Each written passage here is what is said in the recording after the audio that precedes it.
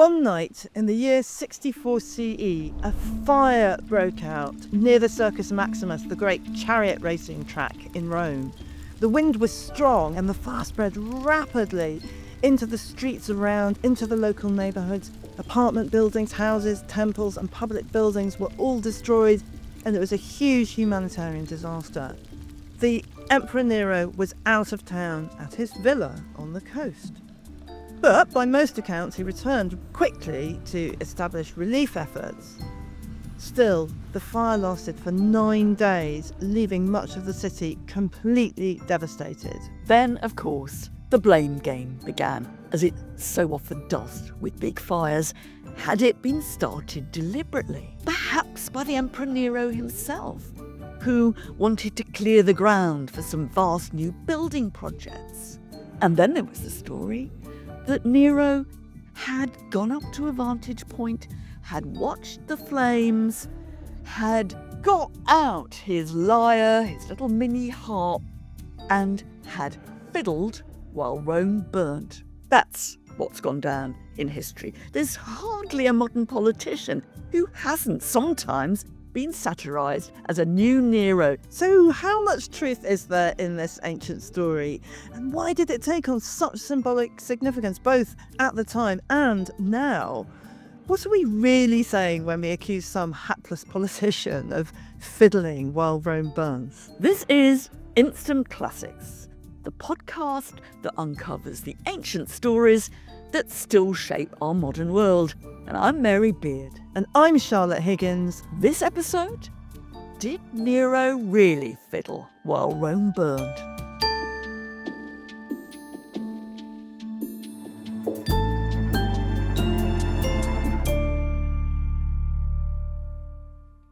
Well, Mary, as an amateur violinist myself, I think we can knock on the head that Nero played the fiddle while Rome burns, since stringed instruments of this sort has not yet been invented. Like, Nero definitely did not play the fiddle.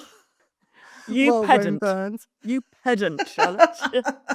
Let's say Takes one to know one. We all know what we mean, and we'll call it the fiddle, even though what we're talking about is an ancient lyre. But, okay, then. Lyre. Right? Yeah, right. Yes, as opposed to LIAR. But look, Mary, let's go back into the history a bit of this. Like, what was going on in Rome at the time of this fire? You know, tell us about Nero. Where was he in his reign at this point? Look, this is all quite simple, actually. Nero, he's gone down in history as, you know, one of the imperial monsters, but it's a bit more complicated. He came to the throne in 54 CE as a teenager. Impeccable credentials. He's descended directly from the first Emperor Augustus. He's the adopted son of the Emperor Claudius. It seems that the reign starts quite well.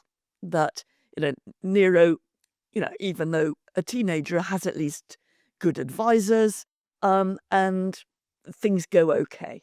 Now, the question with the reign of Nero has always been, so when did it all go to the bad? Because we've also got all the stories about how Nero kind of murdered his mother, had his first wife carefully removed, taken out, and was in all kinds of ways the sort of lurid playboy of the popular imagination.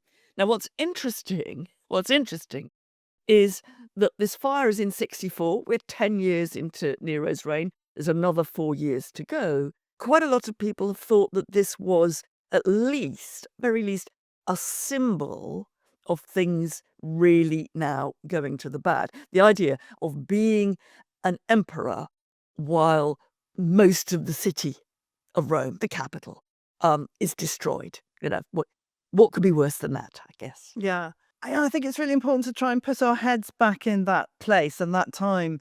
It's such a vividly described event in the sort of best, I would say, the best piece of written history we have of that period, which is Tacitus, the historian writing in the 2nd century CE, so, you know, a little bit later. But the sort of vividness with which he summons up this completely devastating fire that races through sort of races really through the whole city, and the chaos. There's no fire brigade in ancient Rome.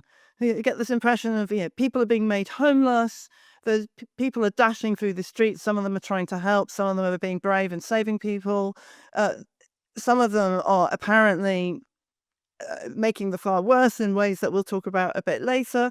It's absolute chaos and absolute sort of human devastation, isn't it? Yeah, I mean, you're absolutely right, and I think that the descriptions of people, rushing to kind of take refuge in tombs and things like that, it gives you a sense of the real fear. I think that a kind of more a more distant historian like me is going to say this is actually very common in ancient Rome. Maybe this was a very, very big fire, but the city of Rome is a tinderbox. The city of Rome is built out of flammable materials. As you say, there's no fire brigade. People are, cooking up on, little kind of what we would call Bunsen burners or camp stoves, in high up in rickety apartment buildings. That the history of Rome in some ways is absolutely marked by one devastating fire after another. What's interesting is that this one becomes written up so vividly. This one becomes the great fire of Rome, uh, by which we mean not all the other fires of Rome, some of which were also pretty devastating, that happened throughout the history of the city, honestly. You've made me remember, Mary, that we think of Rome as being the city of enormous stone temples, but actually it was a city of narrow streets, tenement blocks, narrow, much more like the sort of medieval feeling town of narrow streets and fairly high rise, several story, not high rise in the kind of skyscraper sense, but several stories of cramped accommodation. So yeah, when there was a fire, it was pretty horrific. It was, and there wasn't. They had no recourse apart from demolishing buildings in order to leave a fire break. And what I think is interesting in many ways about this fire, and the likelihood, of course, is it started in some shop by entirely. It's a matter of an appalling accident rather than arson. But however it started, it spreads terribly quickly. It is devastating, and Nero actually does do much better things to relieve the problem and the instant humanitarian disaster than many other emperors are said to have done. He, for example, opens up his own properties so that people who've been left homeless can go and sleep there and have a place to be. He makes sure that the price of grain is brought down so that people can get food. And looking to the future, with the flair of a modern town planner, he introduces all kinds of new regulations about how high buildings should be and how distant they should be from each other, intended to stop fires in the future spreading in the way that this one had done. So on paper, Nero does everything right. Yeah. But then, as so often with fires, even in the modern world, right, like wildfires or any kind of fire, then there's the hunt for someone to blame, and the sort of contender number one for the spot of who started the fire is the Christians. This small and insignificant sect of weirdos who are rounded up and picked out for, according to Tacitus, unbelievably grim punishments.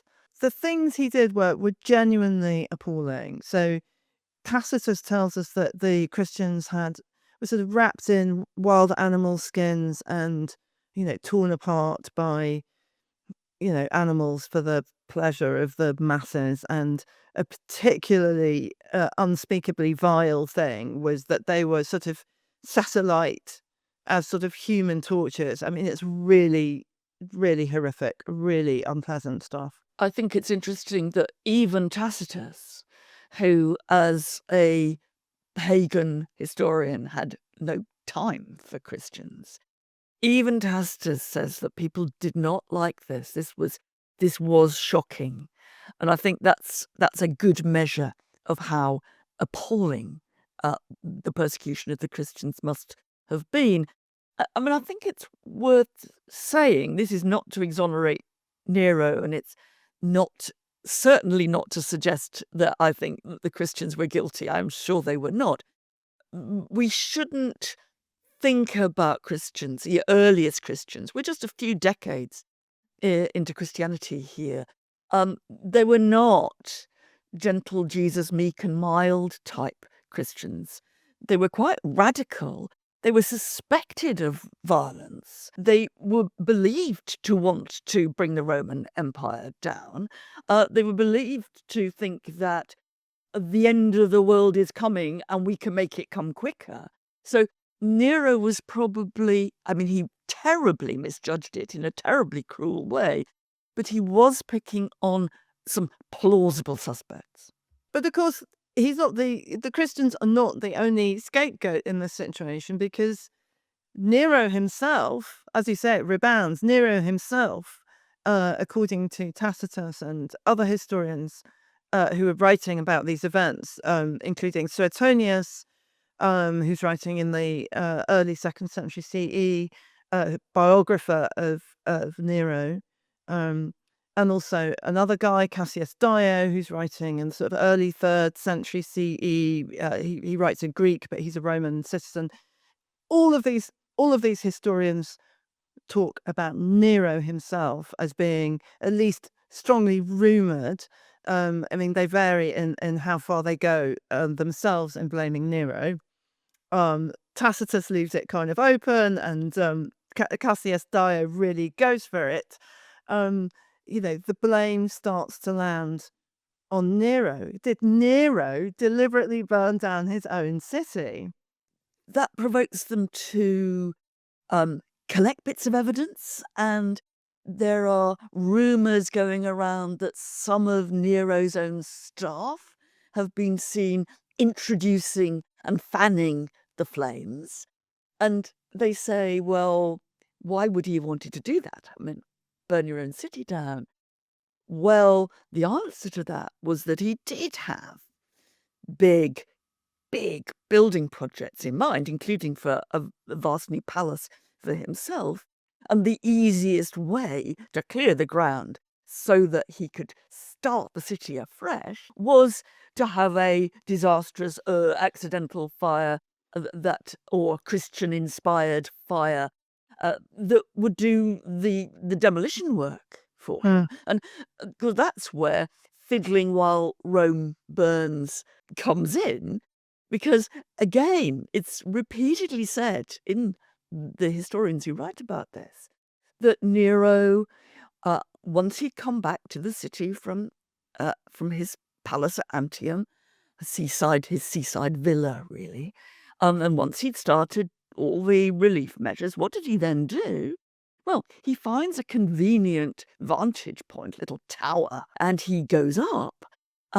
He dresses himself up in his tragic stage costume. He gets his lyre out, and he watches the flames as a spectacle while accompanying that to his own playing on the lyre. And, in a sense, that somehow was the absolute clincher. It is a symbol that was the clincher that he was wanting this and had planned this, rather than just being horrified by what had happened. And by the time you get onto Cassius Dio, this sort of slightly later historian of the early 3rd century CE, he ramps it up considerably.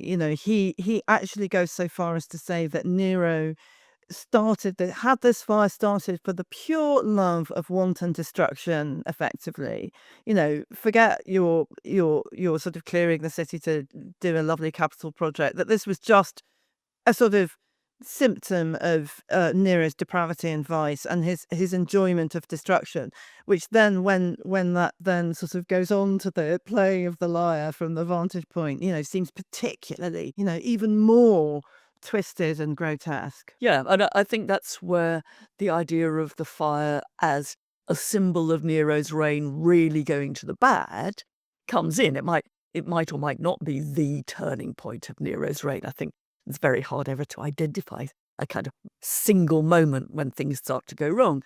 But it symbolically, it fixes the idea that this reign is not going to end well.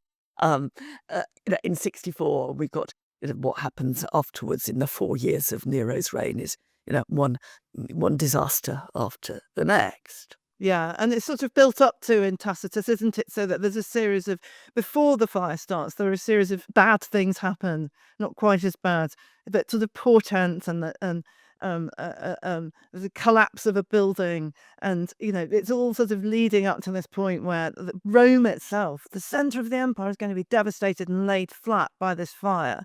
And, it couldn't be more powerful as a sort of image, really, of a turning point, even in its literary sense. Even if, Mary, in your skeptical ways, you say, well, fires were happening all the All the time. time, yes. Yeah, This one was nothing special. special. That's right. Great fire. Nothing special here. But I think also there is a sense that the scapegoating is picking on plausible targets when people say, how did the fire begin? And we've already said that people were suspicious, and there were some grounds, wrong grounds, let me stress, to be suspicious of Christians.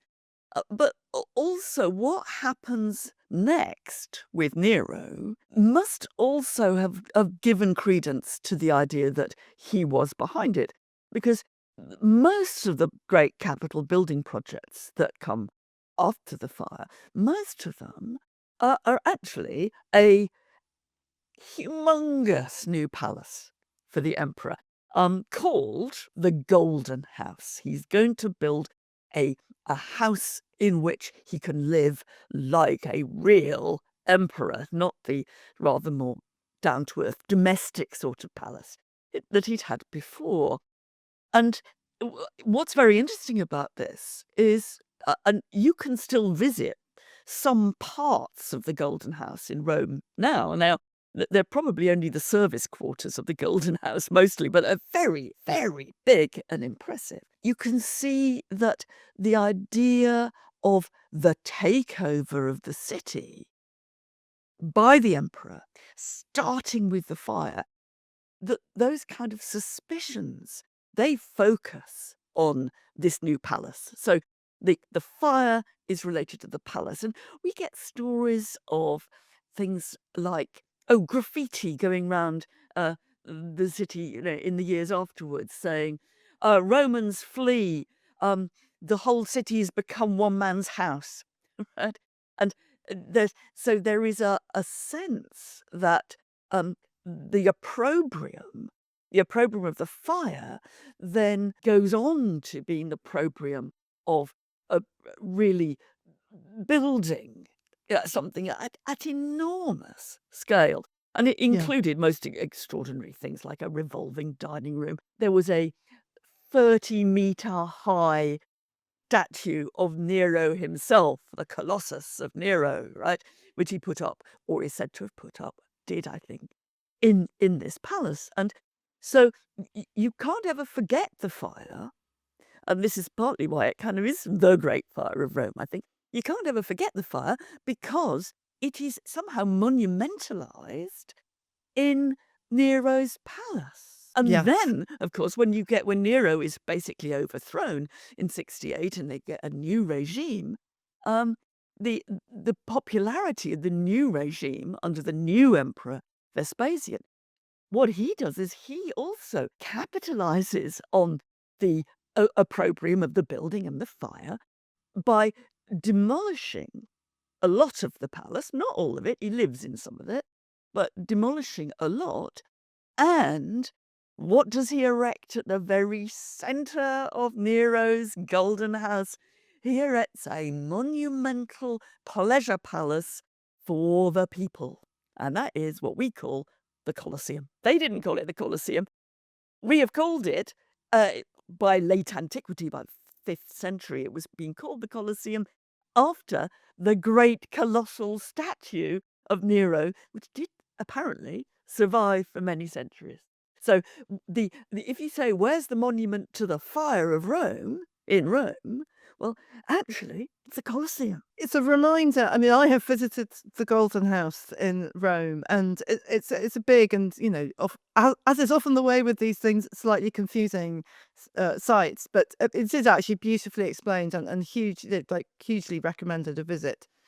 By the way, but one of the confounding things is trying to understand the scale of it, because you see it seems quite spacious. Actually, it's a minute part of the site that it covered acres and acres, didn't it? It was absolutely enormous. And by the way, yes, 30-meter tall statue. That's really tall.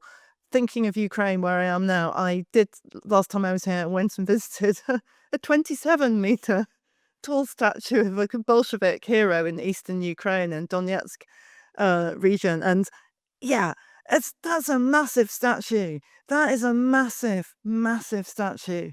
Yeah, it would have absolutely dominated Yes. the area. Yes. And it's supposed to be in the kind of entranceway to this new golden house. And I think house is probably gives the wrong impression in a way, because it's not a single house. It is a vast parkland with different buildings, ornamental lakes, and of course the ornamental lake is where the Colosseum now is. And really, it's an elegant, stately home with pavilions and pleasure palaces in different parts of the city, all really joined up to be Nero's new property. And it is, it is the memorial. It was for Romans the memorial to the Great Fire. Mary, let's talk about Nero fiddling and the remarkable staying power of that image. But should we do it after a quick break? Yeah, let's have a break.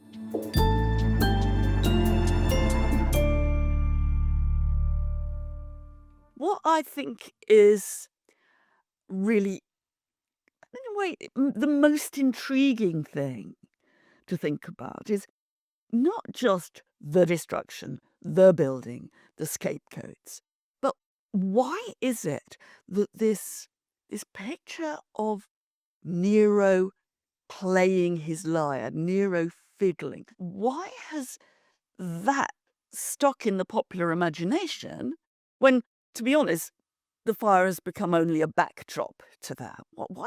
What is it with fiddling, Charlotte? You're a fiddler. Thanks a lot. Well, I think for me, there are two things. Why is it so resonant for these Roman historians? That's one thing. And then secondly, why is it then become such a sort of phrase saying image in the modern world? I think if one reads that passage of Tacitus where the fire is described, I think something becomes really clear, right? Nero is playing the thing that he is playing on his lyre. The song that he is playing is called, we are told, the destruction of Troy. So, we don't know quite, whether he wrote that song himself or whether he was playing, as it were, part of the ancient Greek epic cycle which told the story, or whether he was thinking or riffing on how that the destruction of Troy is told and in the great national epic of Rome, Virgil's Aeneid, which had been written a few decades before. But there's something incredibly powerful about him telling this particular, as he's singing, he is singing about the destruction of Troy. And singing about the destruction of Troy while watching Rome being destroyed, and this is really, this is not exactly rammed down our throats in Tacitus, but it's absolutely there to be thought about in a kind of metaphorical and poetic sense almost, and later historians pick up on it and do more with it as well, is that what are we looking at here? We're looking at the destruction of Troy in some sense. We're looking at this sort of the cataclysmic, mythical destruction of a great city by an army. Actually, okay, the army causes the fire. It's a kind of it's the fall of a city by fire and the sword. What's going on there? So there's a sort of idea that we're looking maybe at the future destruction of Rome in some sense. If you were to believe the story that Nero has started it for his own ends, Nero then is like he's an emperor who is taking the kind of destruction that the Greeks took against the Trojan city of Troy. He is taking that violence, he's directing it to his own city and his own people. So it kind of makes the destruction of the mythical city of Troy not half as bad, in a way, as what Nero's doing. Because Nero is taking fire, if not fire and the sword, he's taking fire to his homeland, his own homeland. And of course, the resonance of Troy in relation to Rome is that those two cities, in terms of the Roman historical and mythological imagination, are umbilically linked, right? Because, Troy was the mythical origin of Rome. In the Roman mythological imagination, it was refugees from Troy who had founded Rome. So, what does it mean to be sort of enjoying the destruction of Rome? Yeah, it's a sort of extremely potent mix, and that sort of sense when you read the Tacitus, that somehow you're reading not only about a fire that's doing great damage to Rome. Okay, fine.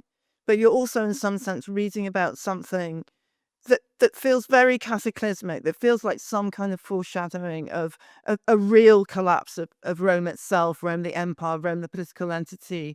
It's sort of being brought to bear on the city by this corrupt emperor. I think that's super powerful and keeps on being powerful and elaborated in these later historians. So that gives it massive heft in its time. That's why, of course, they note the title of the song that he's singing. I remember when I first worked on the Fire of Rome, I thought, oh, how interesting. They actually tell us what song he's singing. He's singing about the destruction of the city of Troy. And it took some time for the penny to drop. That why they tell you, why each of these historians says this is what he was singing, is because it was so important. That is the message. It is not just that he sings, it's that he sings that song. I think that bit has got a bit left out of our own modern myth of it. Agreed. You can say to people, Nero fiddled while Rome burned, and they say, oh yeah, people, that's still a familiar phrase and a familiar image. If you say, do you know what song he was singing?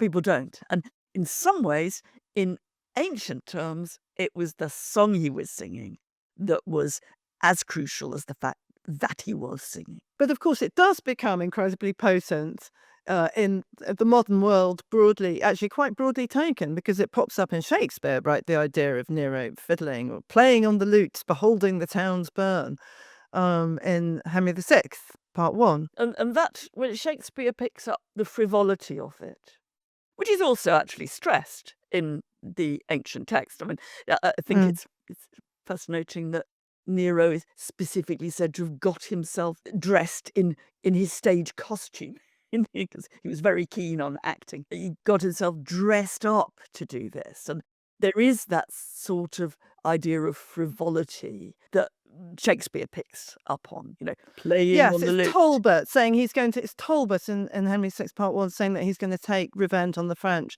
and he'll watch those towns burn while playing like Yeah, Nero. yeah, So there's also a sense of vindictiveness in there, I yeah, think. It's yes. like, yeah, we don't care about your towns burning. We're just going to watch them and we're going to play the lute. And it's going to be it's going to be we're turning your towns into our spectacle. But it feels like it's a little bit later that it starts to acquire what I think is a different modern sense. That, when X fiddles while Y burns in our sort of modern political cliche parlance, it's generally about X concentrating on something frivolous or ignoring something super important, while Y, um, of huge importance, comes to some kind of calamity. The leader hasn't noticed that something really important is going on that needs his or sometimes her attention, because instead they're concentrating on something utterly trivial. And it comes up earlier than you think. I think there's an 18th century use that's like this, right, Mary? The earliest one I've ever found, there may be earlier ones, but is in 1770, and it is George III. And there he is, looking for all the world like a kind of mixture of George III and Nero, plus some of his female relatives enjoying it too. But it is in 1770, just after the Boston Massacre in America, where the British Army has opened fire and killed some people in the city of Boston. And so you have this sense that George III is having a kind of lovely time.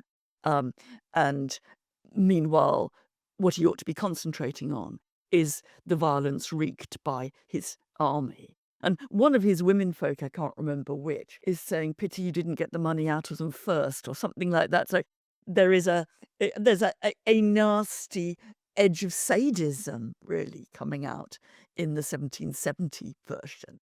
I think that's his mum. I think that's It's his his mum. mum. Was it It's his the mum Dowager saying Queen, that? isn't it? Yeah. Yes.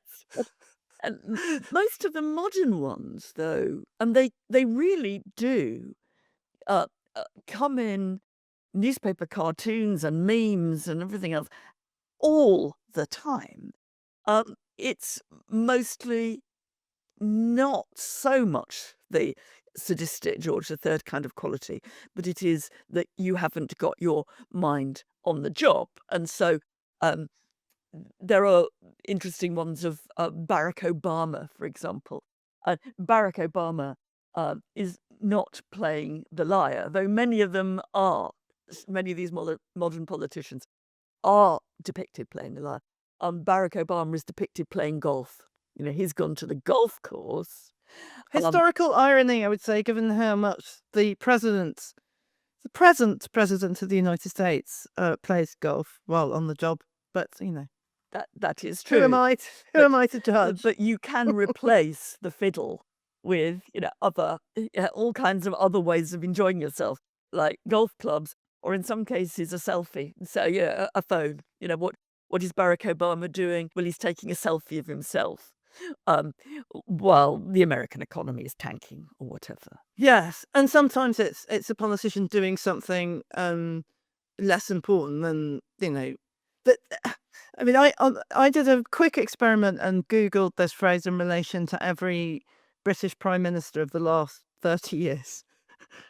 They have all been fiddling while Rome burnt. It is absolutely something that gets said about every political leader at some point. I mean, even Liz Truss, who was only in power for 49 days, was fiddling while Rome burned. I think she was looking at speed limits on motorways when she should have been thinking about the tanking economy, which could burn. I mean, that's fair enough. To me, it's a really really easy jibe. At some point, all politicians are going to need to take a day off. They do not need to be told that they're fiddling while Rome is burning. I think that is extremely unfortunate. I mean, I know some work harder than others, but who human beings need a few hours You, off. you can't I- begrudge Liz Truss an hour or so off looking at motorway speed signs. But I, what I think is interesting Maybe. about it, though, is that I mean, most of the examples we've been bringing up have been Anglo-American examples, but it Mm. gets everywhere. It gets to India, to Modi, it gets to Bolsonaro. It it it is one of the places where a classical image really has gone global. Yeah.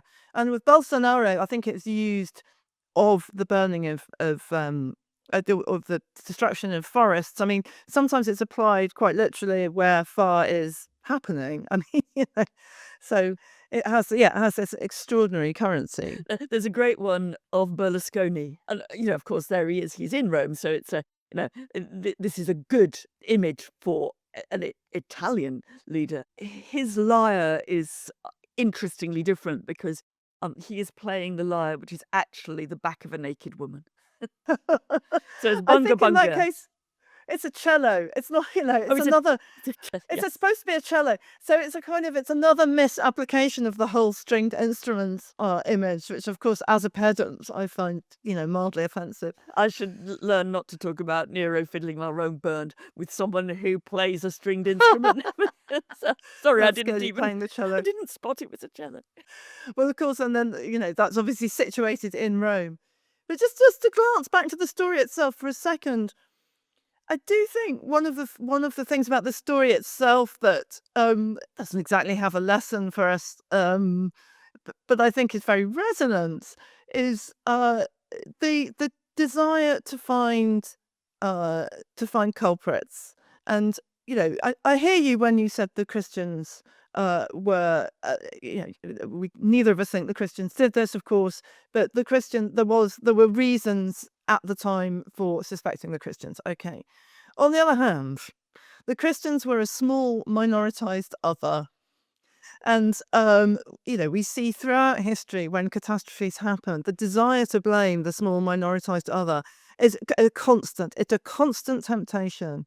And we see that now in the way that small groups are blamed for society's ills all of the time. And even, a sort of very direct comparison is the Great Fire of London, where some decades after the Great Fire of London of 1666, the Catholics were blamed. And an inscription was put on the monument, which this monument to the Fire of London in London, which is just called the Monument, an inscription blaming the Catholics was put on that monument, which was then thankfully removed in the early 19th century because it was clear that it really was absolute nonsense.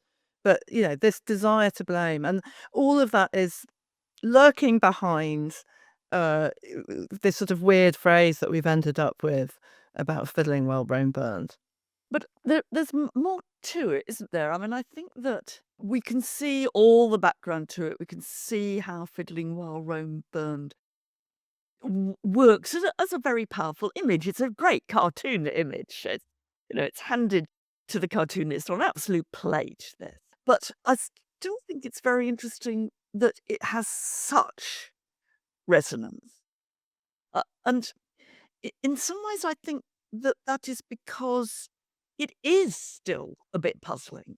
You are drawn into the side of the politician fiddling while Rome burned because you can't quite ever get to the bottom of it, and you don't know whether the fiddling is just as we often see it, whether it's just frivolity, it's just the guy who prefers fun or the golf course or taking a selfie to really getting to grips with the problems of the people they're supposed to be leading, which is bad enough. But the extra spin that Nero injects into this is that you can't quite be certain whether what's going on isn't their fault in the first place. So there's the question of how far are we looking just at frivolity? How far are we looking at a politician who in some ways has masterminded this, that he is he or she is the evil genius, that he is behind the trouble. I think that's what gives this, 2,000-year-old story. I think it's what gives that story real legs, that you don't quite know where responsibility lies. I love that point. I love that point. That's really interesting. And I have one final question to ask you, Mary. Did Nero really fiddle while Rome burnt? Did Nero really get out his lyre and play the destruction of Troy whilst looking at the conflagration of the greatest city in the world? Well, you know what a terrible skeptic I am, Charlotte. Give me an ancient story, and mostly I will try to find you a reason of why it cannot possibly be literally true, even if it's true in some interestingly symbolic way. I have to say that in the case of Nero fiddling while Rome burned, I think he probably did. I mean, we've got very clear, as reliable evidence as we could possibly have, and no reason for him not to have. So, yeah, I'm going to say 2,000 years later, Nero fiddled while Rome burned. How's that? What about you? You with me? Oh, who am I to argue with you, Mary? Yes, go on. Nero fiddled while Rome burned. I mean, it's too good to be true, to be fair. But it On probably the other is. hand, sometimes things that are too good to be true actually happened, and it seems totally within character for Nero to have done this. And I'm gonna go with you. Yeah, I'm gonna say yes. More- Nero fiddled while Rome burned. Yippee! We have an answer. We found a myth that's true. As ever, we want to know your thoughts and comments, ideas, questions. And so if you have them, please do send them to us at instantclassicspod@gmail.com or on our social media at instantclassicspod. Bye. Bye.